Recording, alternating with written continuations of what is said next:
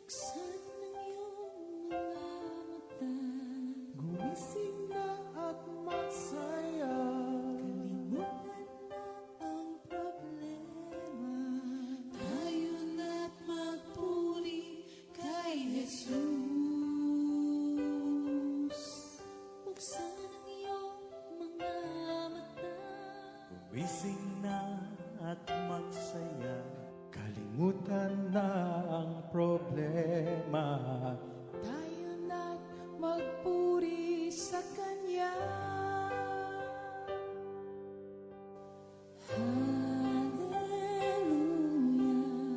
Hallelujah, Hallelujah, hallelujah, hallelujah,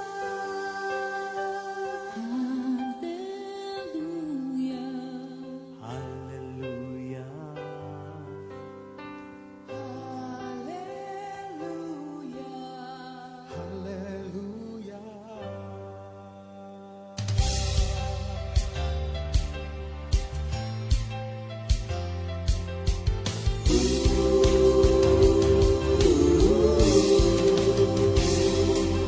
Buksan ang iyong mga mata, gumising na at magsaya.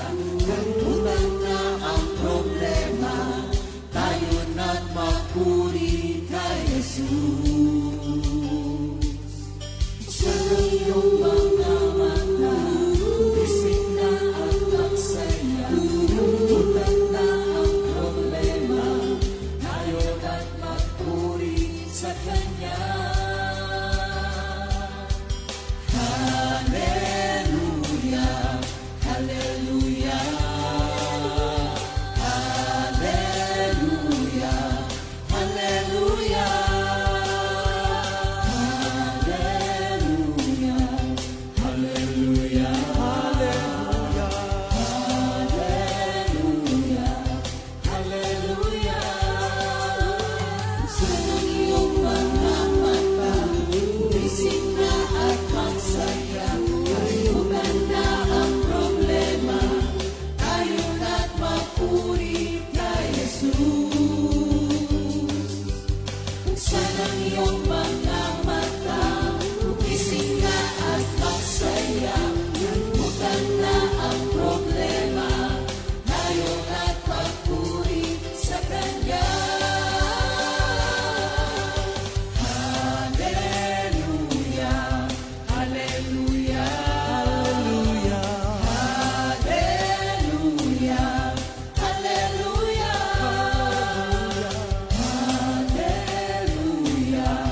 hallelujah, hallelujah, hallelujah. Di ka iiwan, di ka pababayaan, kung bakit ka, umawit ka, at magpuri sa Kanya. Buksan ang iyong mga mata, gumising na at magsaya. Kalimutan na ang problema, tayo na't magpuri kay Jesus. Buksan ang iyong mga mata, gumising na at magsaya. Kalimutan na ang problema, tayo na't magpuri sa Kanya. Hallelujah, hallelujah, Hallelujah, hallelujah, hallelujah, hallelujah. hallelujah, hallelujah.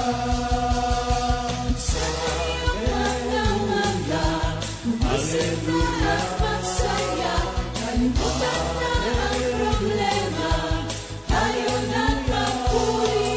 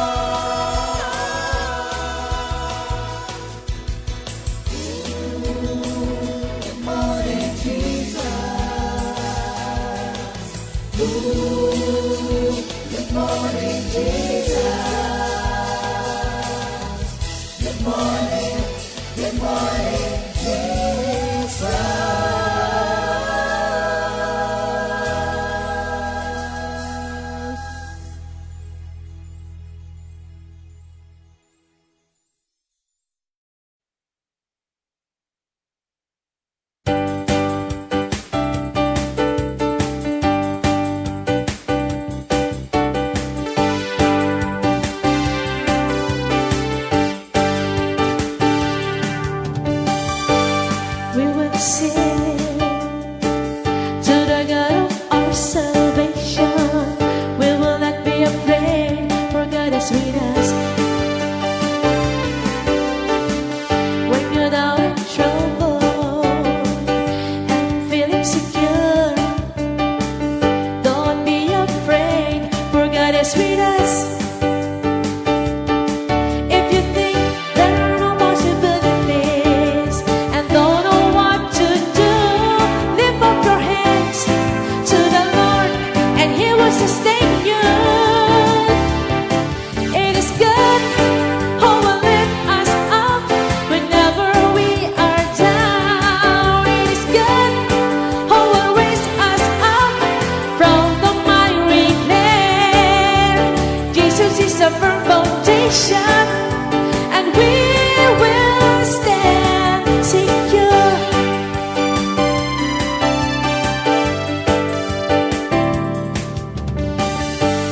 We will sing to the God of our salvation. We will not be afraid, for God is with us.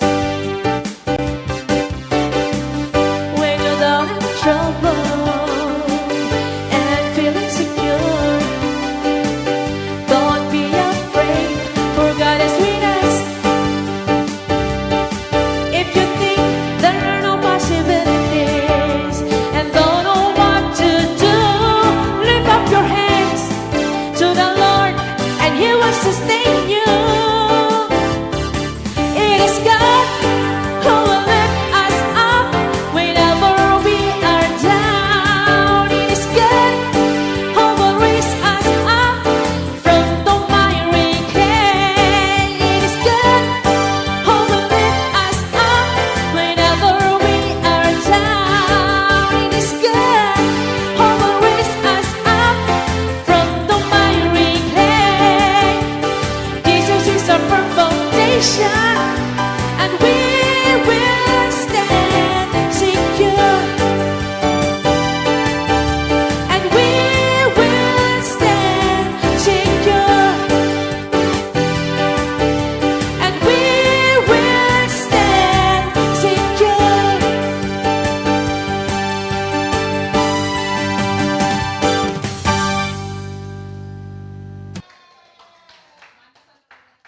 Good morning, Jesus! Amen. Thank you, Lord. It's a beautiful Monday morning. Yan, mukhang maganda ang mga tulog ninyo. Kailangan ganyan, hyper lang kayo. Hindi kayo hypercritical kung hindi hyper lang. Hyper lang. Thank you, Lord. Oo. At nakakatuwa kasi kahit wala ng mga early birds na chuchu na binamimigay, nandito na kayo. Oo, di ba? Oo. Hindi na after doon. Pero kung meron, pwede rin, di ba? Hindi na kami after doon, pero kung meron, pwede din. Oo. Uy, bakit di mo inayos ng ganun yung Celia, oh? Kasi mas maganda pagka yung pag ganon. Lapit kayo dito, mga kapatid. You're so far. You're so near yet so far. Lapit kayo dito. Oo. Bakit ba gustong-gusto nyo dyan sa madilim? Huwag tayo sa kadiliman. Tayo sa liwanag. Oo. Oo nga, dito, sa mga naiinitan. Dito, sa tapat ni Pastor. Birthday pa naman ni Pastor, nilalayuan nyo. Oo. Bukas pa birthday niya, pero birthday niya simula sa araw na ito. Simula sa araw na ito. Thank you, Lord. Ayan, magandang umaga rin sa ating mga kapatiran. Sige nga, kanta nga tayo noon para ano. Sige.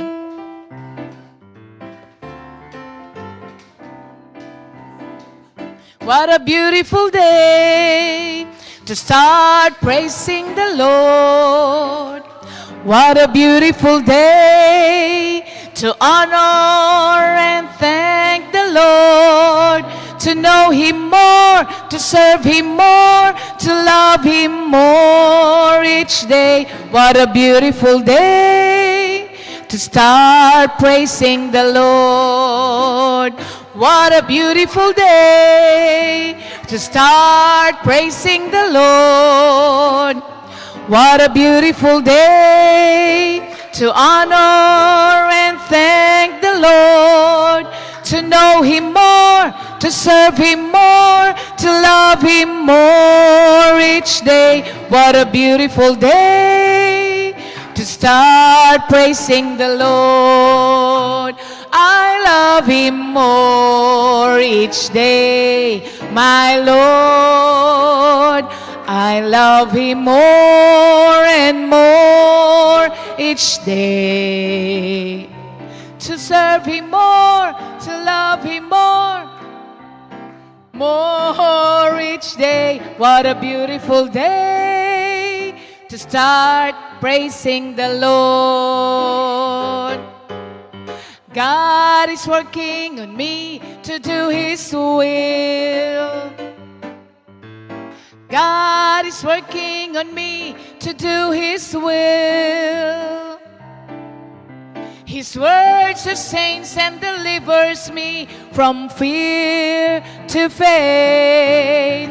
God is working on me to do His will. Sa Tagalog, kumikilos ang Diyos sa buhay ko. Kalooban niya ang siyang nasusunod.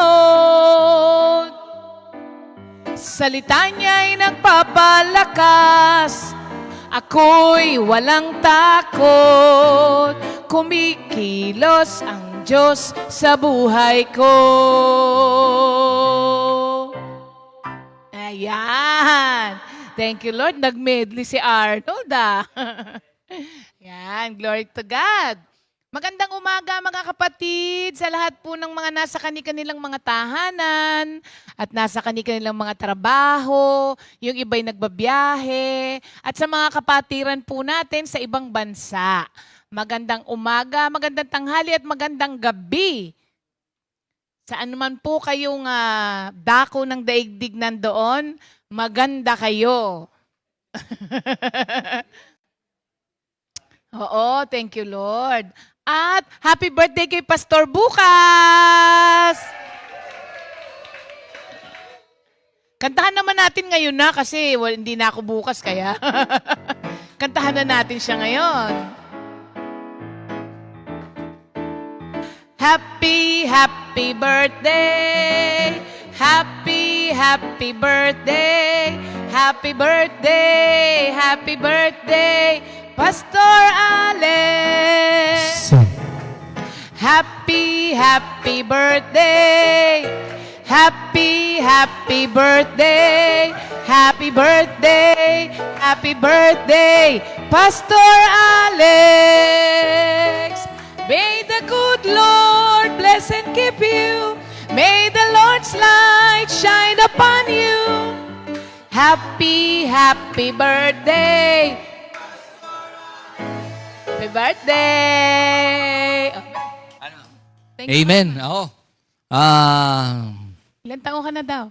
69. 69, Doon sa Colossians 2, boots 2 ba yun?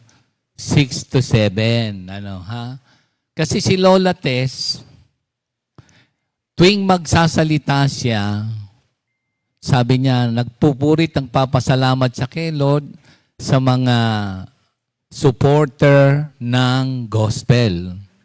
Lagi niyang sinasabi yon ng pasasalamat niya sa mga supporter ng gospel. So, tayong lahat yun. So, doon sa Colossians 2, 6 to 7, ang sabi doon, as you have received Christ as Lord, walk in Him, rooted and established in the faith, as you were taught, abounding in thanksgiving. So, yun din ang gusto kong ipaabot na seldom siguro. Pag sinabing seldom, halimbawa, ako nagpapasalamat, abounding in thanksgiving sa aking may bahay. Ayan, ha? Ako may birthday?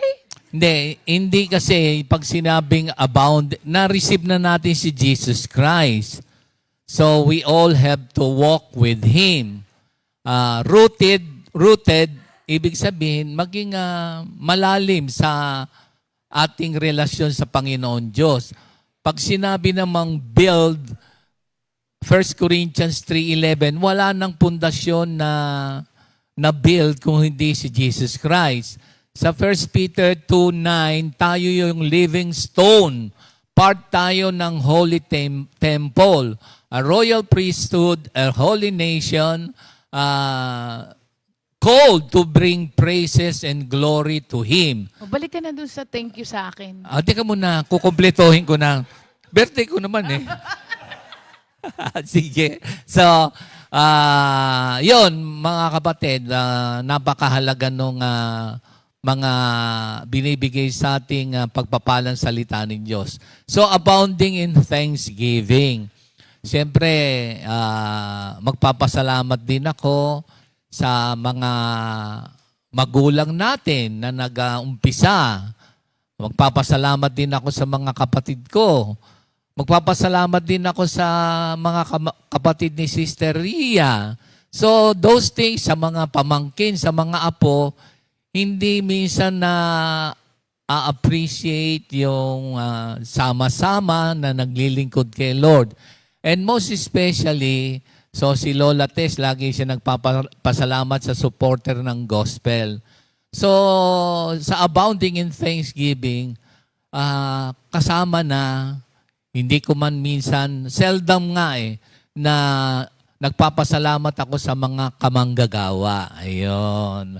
Kasi ever since, kung maaalala nyo, going 43 na tayo, andito pa rin tayo.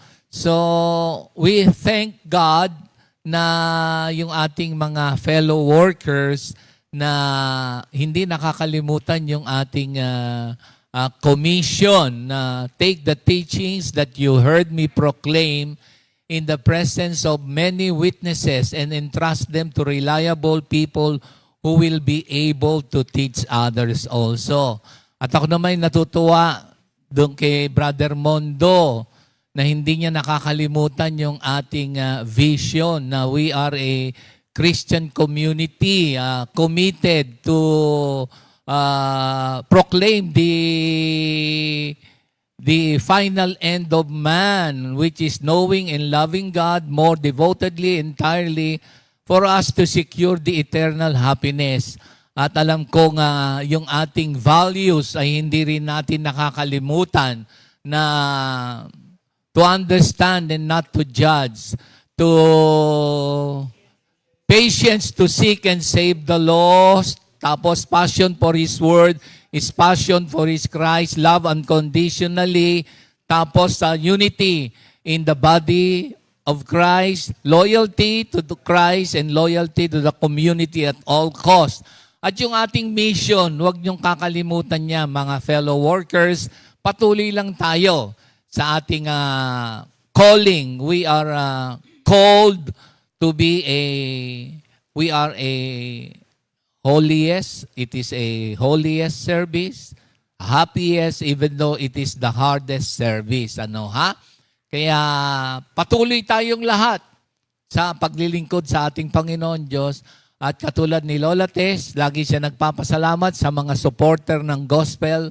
Idadagdag ko na at ilalagay sa puso't kaisipan tayo rin na we thank our fellow workers in the vineyard of God, especially here in Comfy. In Jesus' name, hallelujah, hallelujah. Happy birthday! Amen. Ayan. Thank you, Lord. 69 na yan, pero nagbabasketball pa yan. Oo, naglaro kahapon after 2 months. Thank you, Lord. Ayan, para po sa ating memory verse of the week. 1 Thessalonians 5:15. See that no one renders evil for evil to anyone, but always pursue what is good both for yourselves and for all. Sa Tagalog kaya, huwag ninyong paghigantihan ang gumawa sa inyo ng masama. Sa halip, magpatuloy kayo sa paggawa ng mabuti sa isa't isa at sa lahat. Yan ang ating memory verse of the week na may kaugnayan din sa ating pagpapatuloy ng ating series ngayon. Ating pong series nga pala ay How to Get Along with Anybody. With anybody. Pero bago ang lahat, mag-pray muna tayo. Lord, salamat po sa panibagong araw na binigay mo sa amin. Especially, Lord, for this day. Salamat po sa panibagong taon na binigay niyo po kay Pastor Alex. Salamat din po, Lord, sa masarap na pagtulog, sa maagang paggising, sa masayang disposisyon, at sa enthusiasm, Lord, to hear from you again sa umagang ito. Kayo po ang manguna, Lord. We acknowledge our nothingness without you, kaya ikaw po ang aming inaasahan. Salamat po, Lord. In Jesus' name we pray. Amen. Okay. Ang ating nga palang series po na pinag-uusapan ay How to Get Along with Anybody. So ang unang-una nga na natapos na natin is kailangan tanggalin ng bitterness. Kasi hindi ka talaga makaka-get along with kahit kanino hanggat meron po tayo nun. Mga 2 weeks na to na lesson natin yung bitterness. Sa akin, malaki ang nagawa po talaga nitong lesson natin na to. At napakasaya ng resulta. Totoo yun, no? Kasi pagka sinusunod mo yung Word of God, nagiging happiest siya. Nung nakuha natin tong lesson na to, kukunin ko yung isang H, it's the hardest. Kasi ang hirap, di ba? Pero, iisipin mo palagi na itong ating piniling bukasyon ba ang tawag dyan? Calling is the holiest. Kaya, kailangan mong sundin kung ano yung sinasabi ng salita ng Diyos, even if it is the hardest. After po nun, masasabi mo, pagka sinunod mo na, no, masasabi mo talaga nga naman that it is the happiest. O, diba? Nasegue natin yung 3 H. Happiest talaga, mga kapatid, no? Ngayon, namang week na to, ang pag-uusapan natin, pahirap ng pahirap. Kasi nga, parang, teka, ba't nawala ako? Yun. Sabi ko, pahirap ng pahirap. Kasi, ngayong week na to, ang pag-usapan natin ay repaying your offender with kindness. Ang hirap, no? Inoffend ka na, tapos... Oo. Okay na sana yung sinabi, wag mong patulan, di ba? Okay na yon, sige, wag na lang. Pero repaying your offender with kindness, medyo At ang gagamitin po natin ay 1 Peter 3:9. Yan natin, ha? Actually, nasa lesson ko rin yung ating ngayon. 1 Peter 3:9.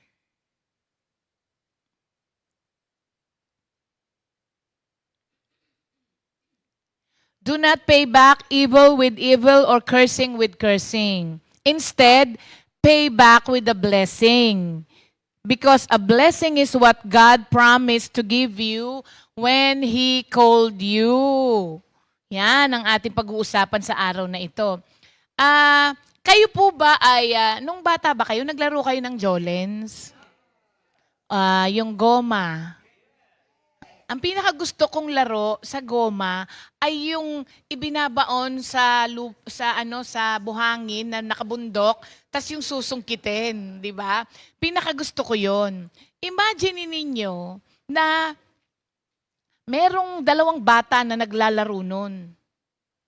Tapos, nag-umpisa naman sila ng maganda. Lagyan natin ng pangalan. Yung isang bata ay si Ernie.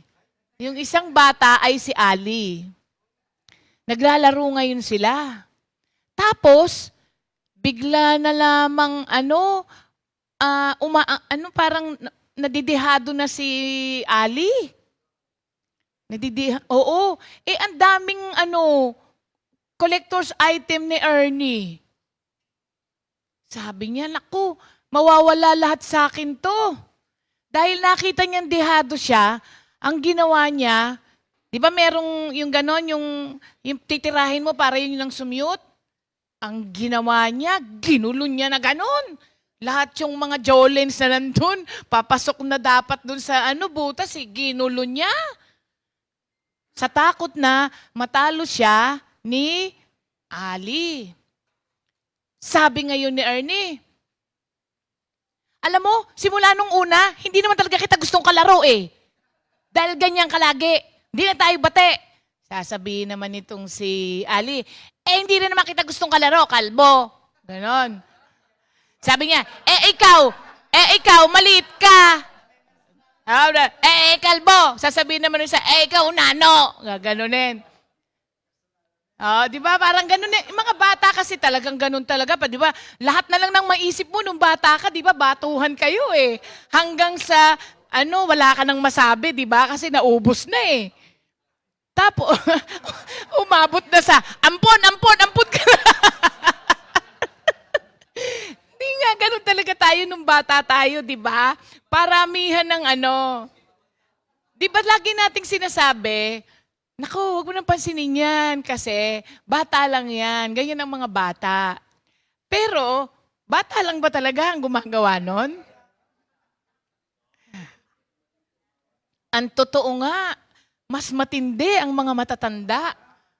Kasi nakaipon na sila ng maraming experience. Kaya yung weaponry nila, pagdating sa labanan ng ganyan, punong-puno. Oo, ang daming uungkatin yan. Hanggang sa magsabunutan na kung babae kayo, magsuntukan na pagkalalaki. Ganun talaga mga kapatid. At ganun ang nangyayari kapag inattack tayo, tapos ika-counter mo yung attack na yon. Ganun talaga. Maski naman sa mag-asawa, di ba? Sa mag-asawa, kapag ka naiinis, sabi, naku, yan naman, di man ako binibigyan ng pera niyan. Siya may hawak ng pera. Sasabihin naman nung isa, paano ko papahawakin sa'yo? May mga, mga kaibigan. Sabi niya, hindi kaya ako pinapahawak ng pera niyan. Puro siya na lang ang may hawak. Di naka 1 point ngayon siya against sa husband niya. Sasabihin na ngayon nung husband niya, paano ibibigay sa'yo pera? Winawaldas mo lahat, nuubos mo. 1 point na sila, parehas. Hindi na yun natatapos hanggang mag-counter-attack. Nagpaparamihan sila ng points, pero hindi nila namamalayan 0 points sa marriage nila.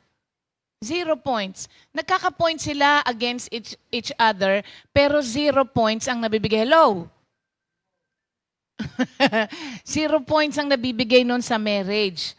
So, kapag whenever na nagre-react po tayo na merong revenge towards the people na nakakasakit po sa atin, alam nyo ba that we are being controlled by that person? You are being controlled. Kaya umahaba ang mga teleserye sa gantihan eh. Oo nga. Oo nga. Di ba? Tignan mo. Gustong-gusto nyo kayang pinanonood yun. Sa mga teleserye. Ano yung teleseryeng ganyan ngayon daw? Kung nanonood ha? Linlang. Sa title pa lang eh. Bago yun? O tignan mo, alam na alam ni Sister Sally. Linlang. O, nililinlang talaga tayo ng kaaway sa mga ganyan. So, kapag ka po meron tao na nang iinis sa'yo palagi at pinapatulan mo, you are being controlled by him already. Ang totoo nun, para kang you are being, para kang puppet. Konting galaw ng mga daliri niya, nagre-react ka din. Kaya you are being controlled by your offender. Biro mo, sinaktan ka na, tapos siya pa ang nagko-control sa'yo. Ginagawa kanyang puppet niya. Kasi alam niya na kapag konting galaw lang ng daliri niya, aalma ka. So, wala na pong katapusan yun, mga kapatid. Kaya, in-stress ni Peter dito sa ating verse na do not repay evil with evil or insult with insult. On the contrary, repay evil with blessing. Hindi ganun kadali, no? Oo naman. Minsan nga sasabihin mo, imposible. Imposibleng magawa ko yan, lalo-lalo na sa taong to. Kaya lang alam nyo, ang pinakasagot lang doon, yun ang sabi ng Biblia na gawin natin. At alam nyo, wala po, dito sa verse na binasa natin, walang natatagong kahulugan ito. Pag binasa mo siya, yun na talaga siya. As is siya, literal mo siyang iti-take. Wala siyang mga hidden meaning. So pag sinabi sa atin to, gagawin natin, alam nyo kung bakit, buti na lang nga sinabihan tayo ni Peter ng ganito. Kasi alam nyo po, vengeance never serves anyone's good. Lagi kang talo at laging talo yung mga tao sa paligid mo. Tapos every time po na naiengganyo tayo na to return evil for evil, we lose ground emotionally and spiritually. Emotionally, kasi nasisira yung disposition mo eh. Dahil sa galit mo, yun. Tapos nagiging vulnerable ka pa sa evil lalo. Kasi nga, nagkaroon na siya ng puwang sa'yo eh. So naging vulnerable ka tuloy. Tapos, you lose your ground also spiritually. Kasi alam mong mali siya, pero hindi mo siya tinatanggal. Kaya you lose your ground spiritually. Walang ang nangyayari po nun, akala mo lang you become more than what you were, but actually, you become less. Kapag pinapabayaan mo tong sama ng loob na hindi siya nakakatulong sa paglago mo. Ang nangyayari, umaatras ka palalo. Alam niyo po ba, mga kapatid, na kapag hindi ka gumagante, instead, you pay back with kindness, ang nangyayari po doon, we are being freed from yung degrading instinct na sinasabi nila. Degrading instinct, alam nyo ba na ang paggante pag may ginawa sa'yo is a degrading instinct? Oo, akala mo lang, yun, nakabawi din. Akala mo lang nakabawi ka. Pero ang totoo, yung action na ginawa mo, lalo kang na-degrade. Nabawasan. Degrading is pinapababa. Oo. Pinabababa mo ang sarili mo. Pinabababa mo ang kalagayan mo. Akala nung iba, yun, buti na lang, nakaganti rin ako. Ang totoo, pinababa mo ang katauhan mo, ang sarili mo. Oo. Kapag you are freed, kapag ginawan mo ng maganda, ang mga nakasakit sa'yo, lumaya ka doon sa degrading instinct na yon. Ang nangyayari, nakakakuha ka ng nakakakuha ka ng joy and strength, yung vitality for living. At ang pinakamaganda, you gain a greater ability to hear God's voice. Kasi once na gumanti ka, ay wala na. Hindi mo na maririnig ang Diyos kasi mas malakas yung sinasabi nung paghihimagsik mo kesa sa sinasabi ng Diyos. Pero pag hindi ka gumanti, ayun, pinapalakas mo ang tenga ng spirito mo na makarinig muli sa Diyos. At alam nyo mga kapatid, edi syempre na-freak ka nga dun sa degrading instinct to get revenge. Ang nangyayari, yung self-respect mo, tumataas. Tumataas siya. Saan mo yun nakuha? Doon sa reaction mo to become like Christ. Kesa sa magpa-under ka doon sa iyong emotion.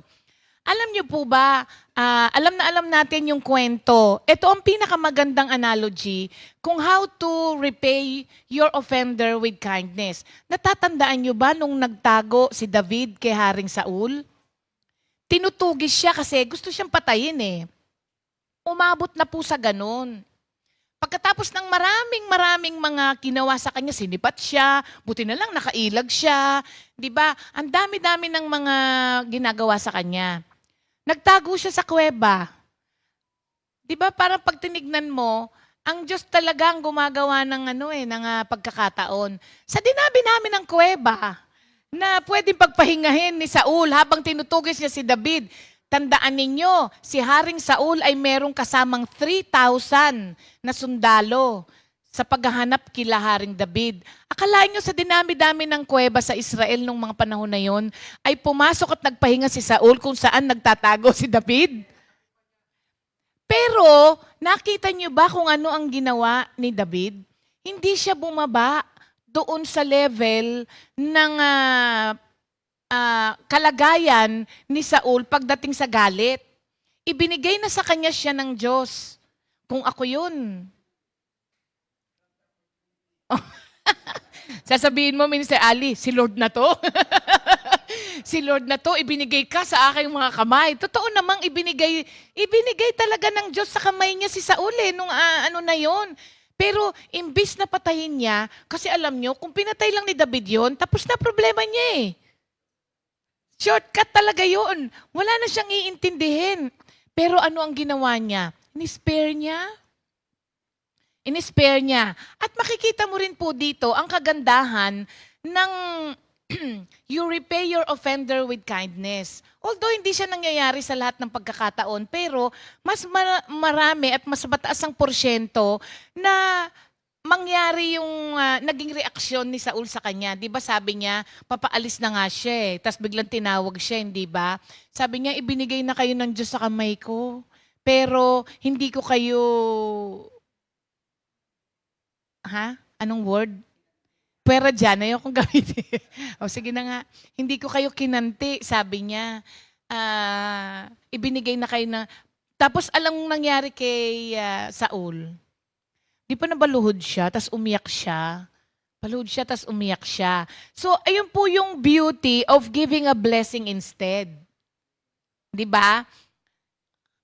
It can crush the vicious circle of endless attacks and counter-attacks. Pinuputol mo agad. Pag hindi ka gumante, putol agad yung mga atakihan nyo sa isa't isa na wala nang, yung batuhan ng mga salita, at mga kung ano-anong mga aksyon, pinuputol mo na agad kapag hindi ka gumante. Pero pag gumanti ka, binigyan mo ng bridge ang kaaway para magbatuhan kayo ng magbatuhan. So, pinuputol nito. At pagputol, yung circle ng endless attacks and counter-attacks, nagbibigay po ito ng healing and warmth sa relationship. Healing. Kasi pag gumanti ka, hindi ka nagbigay ng puwang sa healing eh. Nagbigay ka ng puwang sa galit.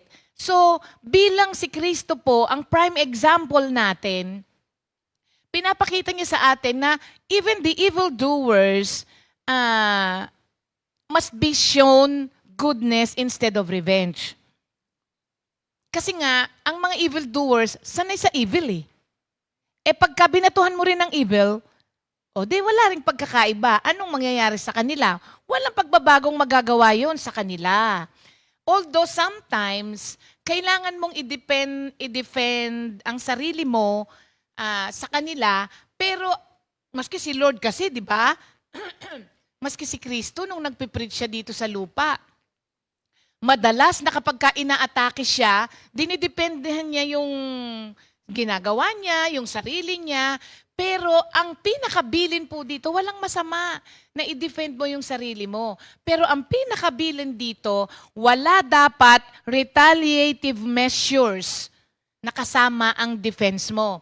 Ibig sabihin ng retaliative measure, ito para makita nyo yung retaliative measure. Pwede kang mag-defend eh.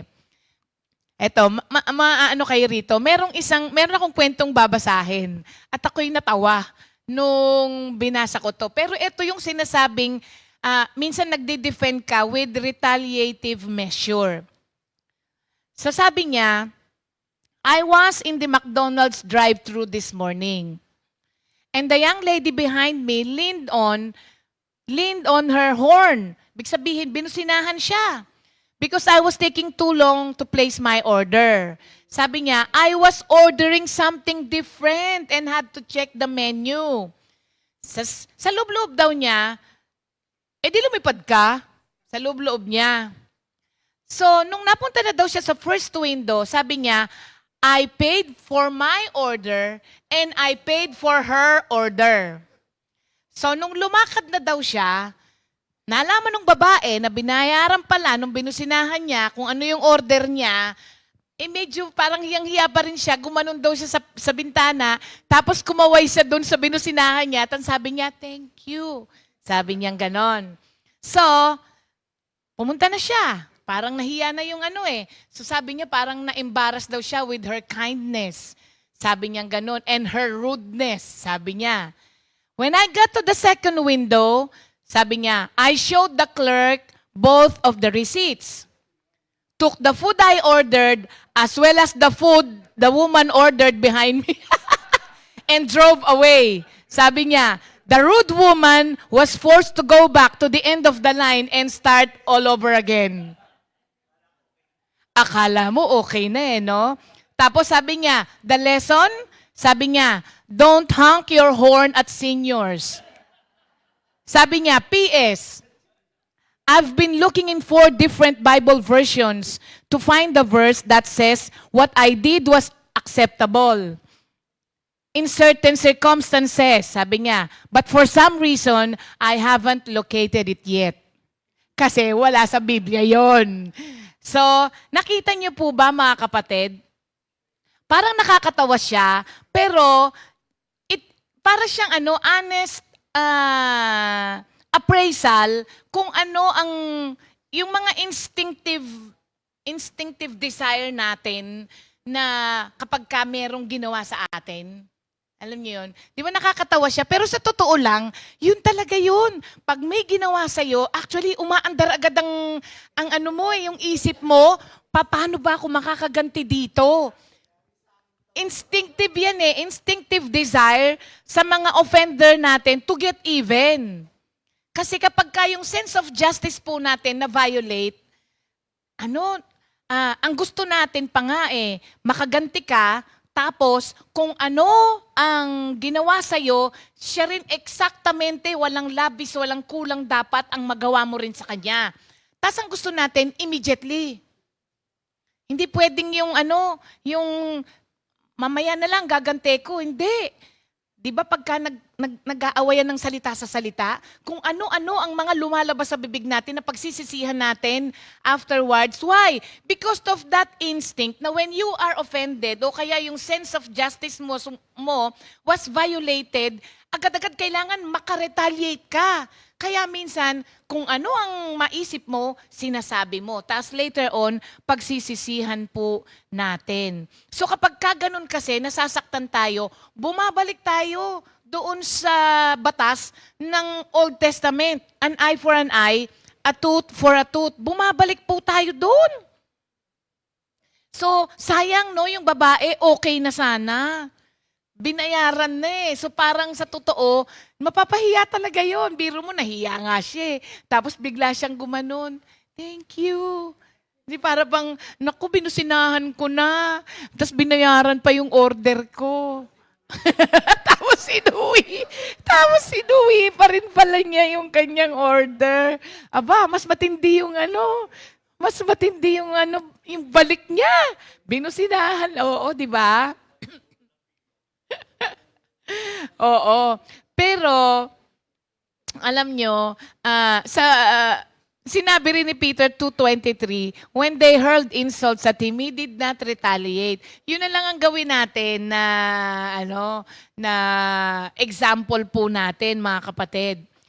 So, rather than apportion vengeance doon sa mga nag-crucified kay Kristo, ang sabi niya sa Luke 23:34, Father, forgive them, for they do not know what they are doing. Hindi niya pinili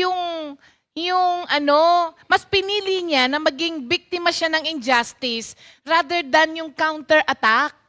Mas pinili, pero alam niyo, ang hirap po niyan, kasi ang Bible, china-challenge po tayo always to follow Jesus' steps. Always po yan. Di ba nga, nakakapagsalita tayo, si Lord yun, ako hindi ko kaya yun. Kaya lang po, if you are a follower of Christ, yun ang sinasabi ng salita ng Diyos at sina-challenge tayo to follow Jesus' steps. Kaya, di ba, ang lakas-lakas ng loob natin kumanta minsan, I have decided to follow Jesus. No turning back, no turning back. Tapos, ginawan ka lang ng ayoko na dyan sa church niya. Ayaw ko lang maging worker. Ayaw ko nang umattend dyan. Di ba? Nasaan na yung no turning back? Bumigay na agad. No? Bumigay agad. So, this is one of the many areas where Christ followers are challenged na mamuhay tayo contrary to our feelings. Kasi, sa loob natin, tatamaan sa akin to. Sabi, alam nyo, merong isang pastor na nag-share. Sabi niya, every time daw na meron siyang damdaming mali, siyempre alam ko yun, mali. Sabi niya, halimbawa, sabi nung damdamin ko, gumanti ka. Every time, hindi lang dito, kahit anong sitwasyon daw, na alam niyang damdamin niyang mali, sasadyain niyang gawin opposite nung yung nasa damdamin niya. Oo, sinasadya daw niya yun. Kahit daw nahihirapan siya, kahit mukha siyang katawa-tawa, ginawa niyang prinsipyo na lagi niyang gagawin ang kabaligtaran nung nararamdaman niya na hindi maganda. Ganda rin prinsipyo yun, hindi ba? So, Oo, yes, tama. So, every time po na we try to administer justice, bias tayo lagi. Siyempre, kakampi ka lagi sa sarili mo. Lalo na nasaktan ka, hindi ba? So, yung perspective natin, nagiging limitado. Kasi nakatuon lang siya sa iyo eh. Kaya nga lagi nating sinasabi, huwag kang gagawa ng desisyon pagka galit ka. Kasi magiging bias ka. Dahil nakatuon lamang yung perspective mo sa sarili mo, kaya limitado. Ang nangyayari, imbis na masolve yung problema, lumalala. Lumalaki ang problema. Tapos, later on, nagigilty ka doon sa ginawa mo. Tapos, marirealize mo, wala naman pala akong na-accomplish na mabuti. Later on mo na-realize yun.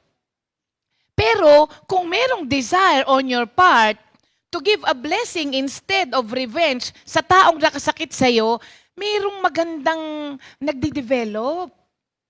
Oo, may nagde-develop na maganda sa atin.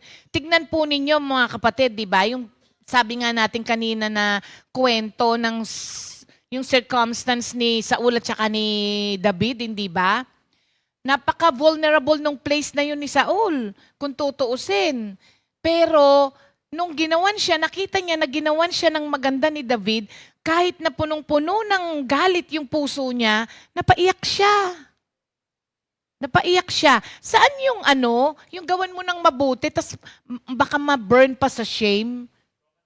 Yung mo, ha? Romans 12? Bakit tingin naman basahin natin, mga kapatid? So take that opportunity to be kind and merciful. I-repay natin with goodness, tapos panoorin mo yung resulta. Kung ano yung resulta nung pag-pay mo with kindness. Kasi alam mo, mabe-burn talaga sa humiliation yung taong kahit na ginawan ka. Ano yon? Sige, basahin natin. Ano? Romans 12, 20 to 21. Sabi niya, if your enemies are hungry, feed them. If they are thirsty, give them a drink. For by doing this, you will make them burn with shame.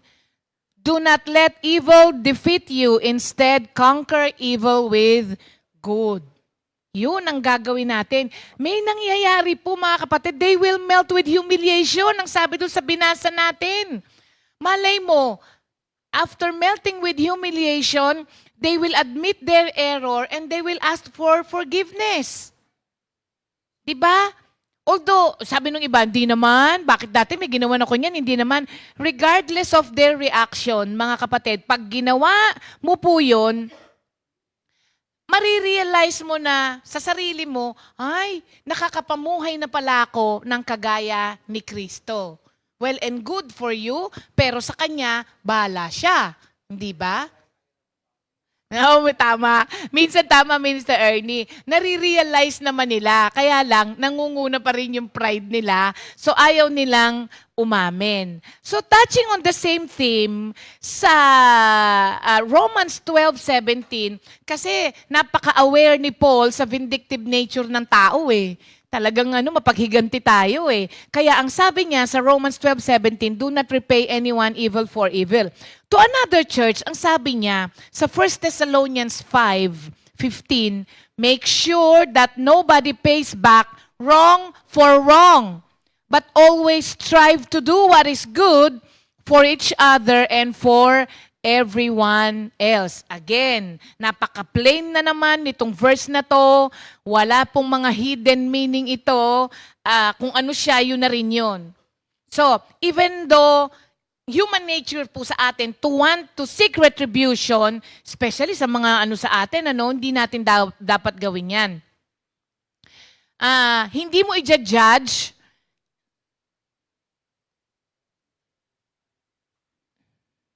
Hindi natin i-execute kung ano yung dapat na judgment sa tingin natin na nararapat sa kanila.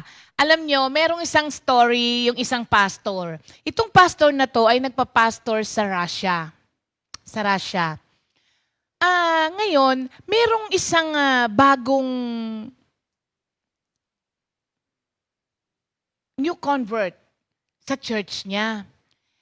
Dahil bago ito, itong tao na to ay member dati ng mafia. Ngayon, na-convert, napunta ngayon sa church niya. Dahil heavily involved siya sa Russian mafia, sa kanyang kapasidad, lahat ng mga kasalbahihan na gawa niya noong unang panahon, ay nagawa niya in the name of his loyalty to his boss. Diba? Ngayon, nandito na ngayon siya sa church.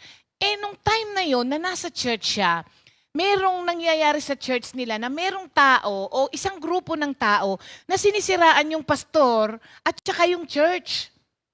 Alam nyo, lumapit ngayon to. Sabi niya ngayon. Kasi yun ang alam niya eh. Ngayon, ang nakikita niyang new boss niya ay yung pastor niya. Kaya sabi niya, Pastor, marami akong koneksyon. Sabihin mo lang sa akin kung papatumba natin yan. Sabi niya ganon. Wala kang gagawin. Sabi nung oo, wala kang gagawin. Sabing ganon sa kanya. Ako ang bahala. Sabi niya, matitigil na yan. So, kailangan niyang i-explain, kasi newly convert lang eh. Kailangan niyang i-explain doon sa tao na yon na sabi niya, I have to explain to him that retribution is not the way we do business in the kingdom of God. Kasi yun ang niya eh. Sabi daw sa kanya, if there is any retribution, that is something God would deal with, not us. Kunin natin yung ganong prinsipyo.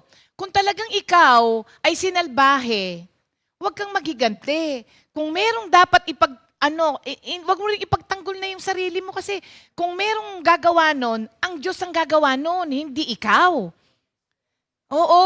Tapos, ang sabi pa niya sa kanya, dun sa tao na yon, sabi niya, we are in the business of redeeming lost men, not killing them when we get angry. Pero, nung sinabi nga raw sa kanya yon, deep inside, kahit papano, parang natuwa siya. Alam niyo ba, naisip ko rin to noon. Noon, nung mga panahon na magulo, kasi parang nakakapagod na. Enjoy! God bless! Oo. So, naisip ko rin to noon. Sabi ko, tawagan ko kaya yung tito ko. Tawagan ko kaya yung tito ko para matapos na yung problema namin. Naisip ko yun, mga kapatid. Kasi human instinct talaga yun. Oo, human instinct yun. At saka ang orientation ko rin paglaki, ganun. Kung buhay lang ang tatay ko, walang problema na nun. Hindi ko natatawagin yung tsuhin ko. Wala na ang daddy ko nun. Kalain nyo, naisip ko pa yun. Sa sobrang galit nga, sa sobrang napaka-unfair, sa sobrang aping-api kami sa palagay sa paningin ko, naisip ko 'yun mga kapatid. So, ilan din po ba sa atin na nag-wish na sana meron tayong member na ganon para every time na merong aapi sa'yo, meron kang tagatumba? Terminators. Oo. Aminin nyo lang po mga kapatid. May time sa buhay natin na kapag ginawan tayo ng kasalbahihan ng ibang tao, wini-wish natin na meron taong ganun na gagawa para sa atin. Akala natin, para matapos na yung problema ko, akala mo lang yun, matatapos ang problema mo. Ang totoo, dinagdagan mo yung nag-e-exist na problema mo na. Oo, mga kapatid. Ngayon, when evil is brought against us, ang sabi nung binasa natin, do not render evil for evil. Bakit? Because returning evil for evil only produces more evil. Oo. At walang ginagawa ito which will produce holiness. Ang ipoproduce pa nito, kabaligtaran. Imbis na maging banal ka, nagiging banal na aso, santong kabayo. Ganon ang nangyayari.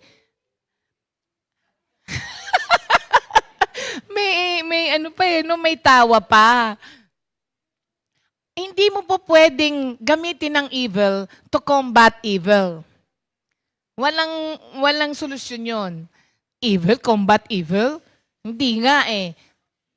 Ang sinabi nga sa atin, use good to combat evil.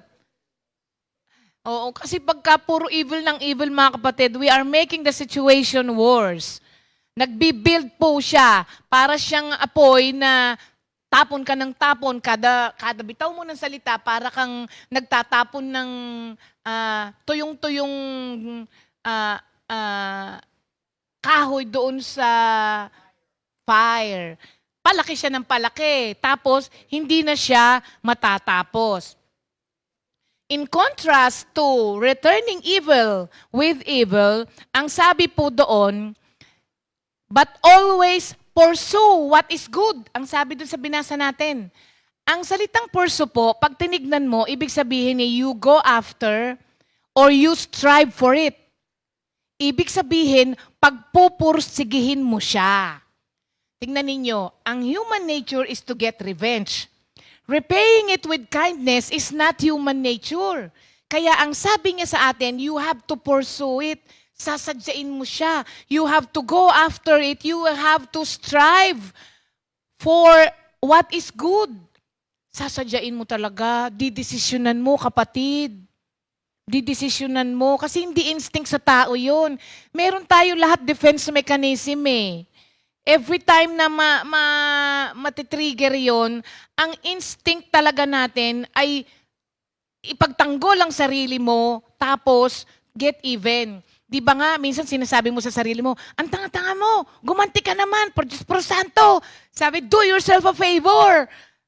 Ano naman, pagtanggol mo naman ang sarili mo. Mahalin mo naman ang sarili, yung pa sinasabi natin di ba? Parang dinadaya mo pa, mahalin mo naman ang sarili mo. Gumanti ka naman. Pinapabayaan mong ganyan ka, mukha ka ng eng-eng. Di ba? Oo. Huwag yun ang ipurso natin. Sabi rito, pursue what is good.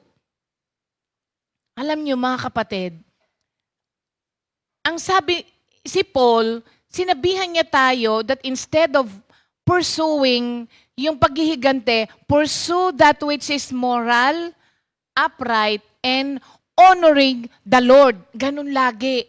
Ito bang gagawin ko, mag-honor kay Lord? Pag sinabing hindi, wag mo nang gawin. Ito bang binabalak kong sabihin sa Kanya?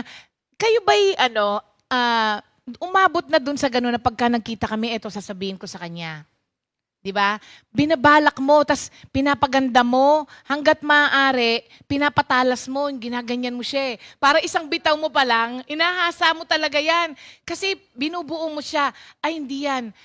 Kumuha tayo ng salitang mas matalas pa dyan. Para isang bitaw ko pa lang, yari na siya. Tapos na siya. Ganun ang ginagawa natin.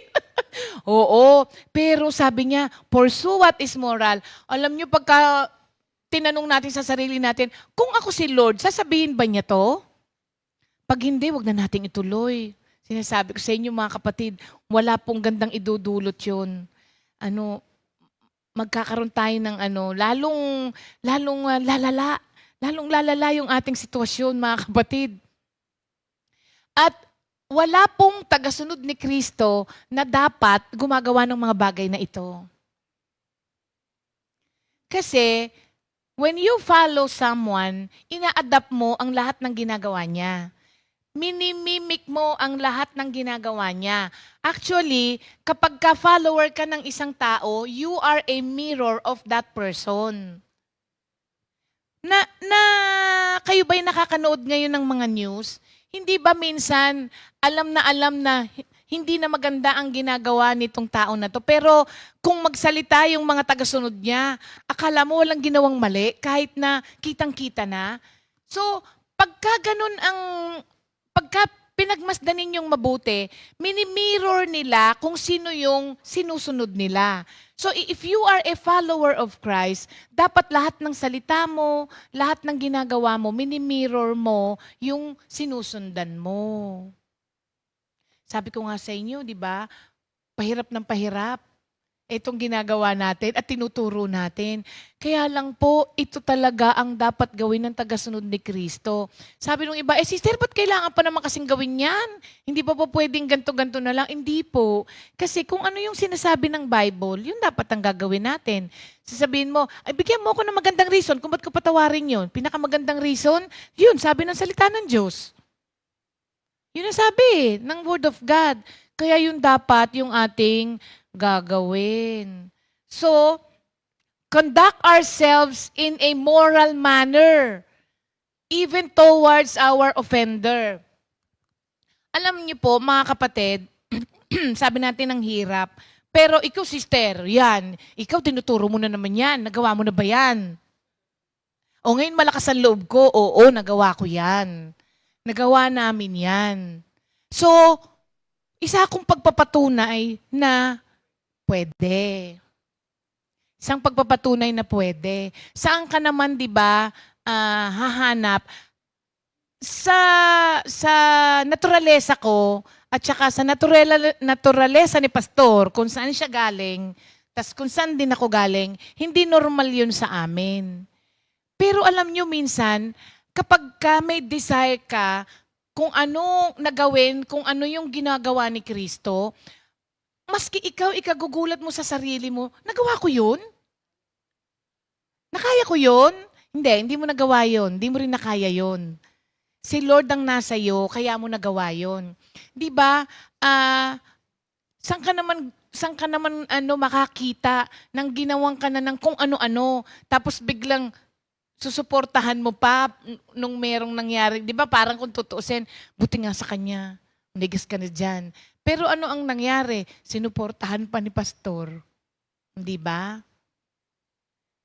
Mahirap bang gawin? Mahirap. Pero kaya. Parang actually, hindi naman, habang binabalikan ko, parang hindi ako nahirapan doon sa part na yun. Actually, ako pa nga nagsabi kay pastor na, di tulungan mo na lang. Tulungan na lang natin. Sabi ko sa kanya, bigyan na lang natin ng tulong. Alam nyo, iba yung pakiramdam ng nakasunod ka kay Lord. Iba yun mga kapatid. Try niyong gawin kung ano ang sinasabi ng Biblia kaysa doon sa sinasabi ng damdamin ninyo. At mapapatunayan niyo po na yung damdamin ng nakasunod ka kay Kristo, mas pinili mo na maging victim of injustice rather than counter-attack yung ginawa sa'yo. Marirealize mo na yung damdamin pala na yon ay mas satisfying kesa doon sa damdamin nung nakaganti ka. Yes, tama. You will not be the same person anymore pag nagawa mo yun. James 2:13.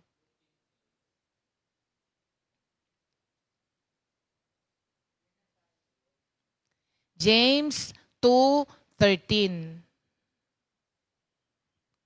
For God will not show mercy when He judges the person who has not been merciful. Lo? Oo nga. Ito pa lang. Hindi pa ako tapos. Nag-ano lang ako. For God will not show mercy when He judges the person who has not been merciful. But mercy triumphs over judgment. Sa Good News kasi ko binasa. Oo. So, naku mga kapatid, maawa pala tayo. Oo. Alam nyo kasi ngayon, yung modern world ngayon, napakadali na po kasi ngayon na to return evil with evil via electronic means. 'Di ba? Hindi mo kailangang face-to-face na sabihin dun sa tao. Mag-post ka lang. Mag-post ka lang ng isang kwento na patama, nakaganti ka na. Minsan nga, emoji lang eh. Emoji lang. Ano ba yung mga emoji? Sabi nung yung mga emoji, hindi ba? Minsan, nakita mo, nag-post tong tao na to. Pag pinindot mo yung emoji na yon, alam niya na yon. Tapos pagka nakita ng mga tao, hala, si nag-angry, nag-angry bird. Sabi niya, hala, si nag-angry bird. Kay ayun na, nag-create ka na ngayon. Ang dali-dali po ngayon kasi mga kapatid. Kaya lang, even the modern world, mga kapatid, does not include the ancient precept, which is the Word of God. Sabi nung iba kasi, sister, kasi naman yung mga tinuturo ng Bible, iba ang panahon noon. Old-fashioned way, sabi. Iba na kasi yung panahon na yung noon. Halimbawa, yung pagdidisiplina sa bata ngayon, di ba? Spare the rod, spoil the child. Sabi, sister, hindi na pwede ngayon yan sa mga bata. Sabing ganon. Oo, hindi na pwede ngayon yan. No wonder, maraming mga pasaway na bata ngayon. No wonder, maraming lumaki ng salbahe ngayon. Bakit? Hindi na natin sinusunod yung, according to them, the ancient precept of the Bible. Alam niyo po ba kaya naging absolute truth ang Biblia? Absolute ha? Pag sinabi mong absolute, wala nang hihigit pa doon. Kaya naging absolute truth ang Biblia, hindi po siya sumusunod sa uso. Kung ano siya noon, siya rin ngayon at sa darating na panahon. Kasi kung ang salita ng Diyos ay sinusunod natin sa uso, hindi na siya absolute truth. Kaya kapag sinusunod natin yung hindi natin pinapalo ang bata kapag nagkakasala,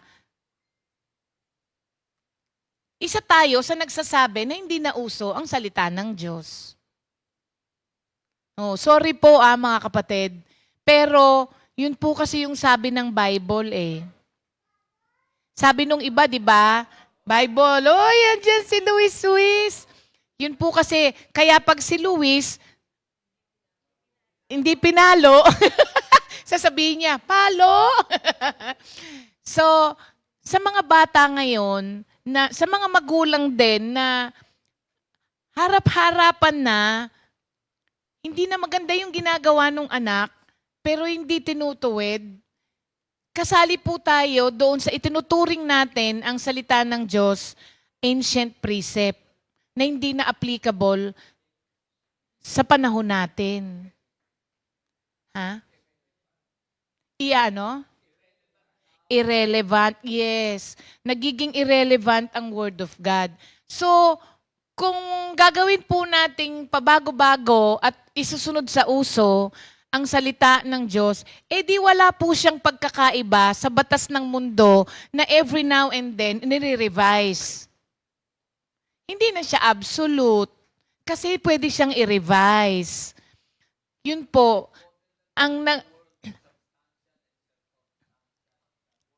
Oo. Depende kasi yan, di ba, sa subjective kasi ang truth sa mundo. Kailangan merong sinusundan ang tao na absolute truth. Otherwise, wala. Kung anong makakabuti sa akin, yun ang katotohanan. Kung ano ang makakalamang ako, yun ang katotohanan para sa akin. Pero dahil may absolute truth, may nagsasabi sa iyo na mali yan, mali ang ginagawa mo. Kasi kung wala, lahat tayo, may kanya-kanyang truth tayo. Lumalakad tayo, na baon-baon natin ang sariling truth natin. May baon ding sariling truth, yung kaharap mo. Wala na. Wala nang mangyayari.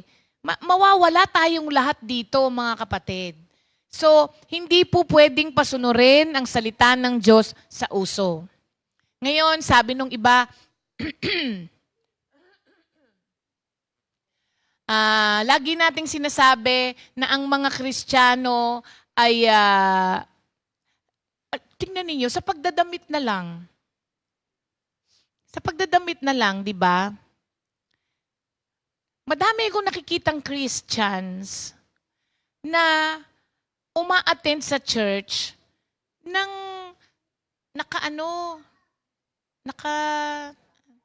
kabag, ang tawag ni Greg doon, kabag shirt. Kasi nakalitaw ang tiyan. Oo. Alam mo sa mga bata, nauunawaan ko pa eh. Pero sa mga nanay ka na, nakalitaw pa yung tiyan mo, bakit? Di ba bakit? Sabi kasi nila uso. Kapatid, hindi lahat ng uso bagay sa'yo. Totoo yun. Hindi lahat ng uso bagay sa'yo at hindi lahat ng uso sinusunod mo. Kung ikaw yun, again, dun sa sanctification, kung ikaw ay sanctified na, hiniwalay ka na sa mundo eh. Ba't pabalik-balik tayo dun? Tapos di ba, sasabihin mo, and all my life you have been faithful. Ang nakalabas, kili-kili at saka tiyan mo. And all my life, tapos nakikita yung lahat, hindi magandang tignan. Ginagawa nating katawa-tawa yung ating sarili. So, gusto ba natin to get along with anybody? Matuto po tayo mga kapatid to repay kindness, matuto tayo to repay evil with kindness para ma-stop na yung gantihan, yung batuhan ng hindi maganda at maputol yung cycle, walang katapusang galit sa isa't isa. Gawan ng mabuti, hindi lang basta patawarin, gawan ng mabuti. Padalan mo ng yung paborito niya. Padalan mo, padalan mo. Hello! Saya-saya ng mukha ni Luis, ano? Thank you, Lord. Ayan, mga kapatid, okay. Honor the Lord at all times, ha, mga kapatid, by our actions, by our words. Happy birthday! Happy birthday, Sister Soli Domingo! Sister Sol! Sister Rosie Cardenas. And happy anniversary kay Brother Mon and Sister Josie Gilido! Uy! Pang-ilan na? Hoy! 3 taon na lang! Ang galing naman! 47th year anniversary ni Brother Mon and Sister Josie Gilido. And wedding anniversary din pala ni Brother Jerry and Sister Beth Marasigan. Happy birthday and happy anniversary!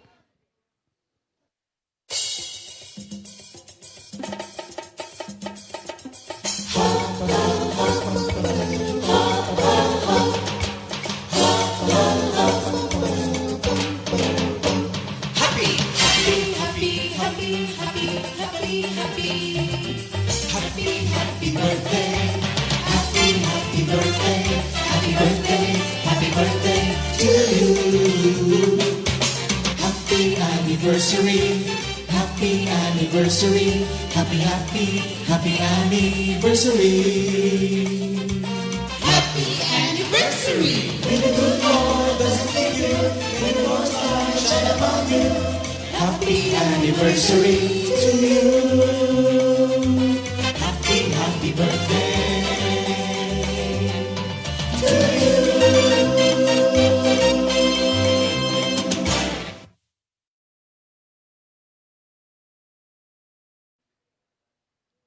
Happy birthday and happy anniversary. Hello, Sister Antonia Corrales from Honolulu, Hawaii. Sabi ni Sister Lani sa Tomango, aray ko, sabi niya, relate much. Naku, lahat naman po tayo. Ganyan. Pero thank you, Lord, talaga at lagi tayong kinokorek ni Lord. Okay. Please be advised of the election of the Board of Governors of Comfy on Feb 10, 2024. Saturday po yan dito sa ating Comfy Worship Center sa BF Homes. Mag-open po ang poll ng 7 a.m. at magko-close po siya ng 3 p.m. Okay? Your presence is highly appreciated, mga kapatid. Sige na, Jam. Yan. Tandaan po natin, tayo ay nakipag-covenant kay Lord. Ha? Ang covenant ay hindi pinoproxy. Ang covenant ay pino-face-to-face. Kaya, we'll see you on Feb 10, mga kapatid, face-to-face. Feb 10 nga, next Saturday, magkita-kita po tayo dito. At napakaligaya lagi na magkita-kita tayo, mga kapatid. So, see you on Feb 10. And for our new song of the week, Salamat at Nakilala Kita, O Heso Kristo. This is a new song, no?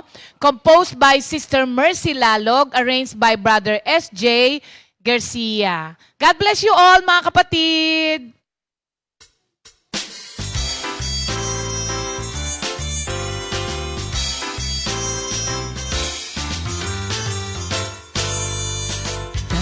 Dati ako'y litong-litong, di malaman kung anong gagawin. Mga problema'y sakit ng ulo, di malaman kung saan patutungo. Salamat at nakilala kita, O Heso Kristo.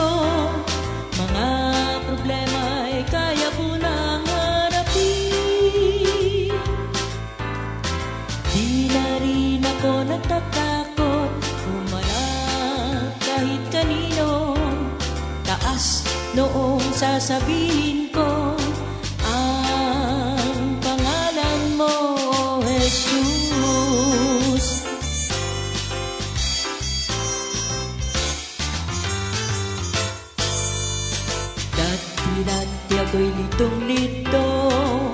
Di malaman kung anong gagawin. Mga problema ay sakit ng ulo. Di malaman kung saan patutungo. Salamatan, nakilala kita, O Heso Kristo. Mga problema ay kaya ko nang harapin. Di na rin ako natatakot humarap kahit kanino. Taas noong sasabihin ko ang pangalan mo, O Jesus. O Panginoong Diyos Ama, salamat sa iyong pagmamahal. Ibinigay mo ang iyong bugtong na si Heso Kristo. Pinatawad niya ang mga kasalanan ko. Binago niya ang lahat sa buhay ko.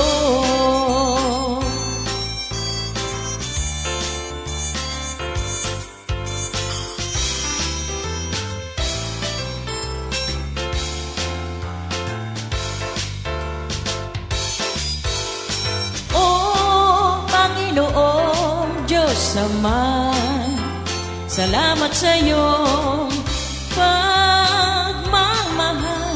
Ibinigay mo ang iyong bugtong na anak na si Heso Kristo. Pinatawad niya ang mga kasalanan ko. Binago niya ang lahat sa buhay ko. O Heso Kristo, di na ako titigil sa pag-awit sa iyo. Ikaw ang akla ng buhay ko, sasambahin kita. Paglilingkuran sa buong buhay ko. Paglilingkuran sa buong buhay ko. Paglilingkuran sa buong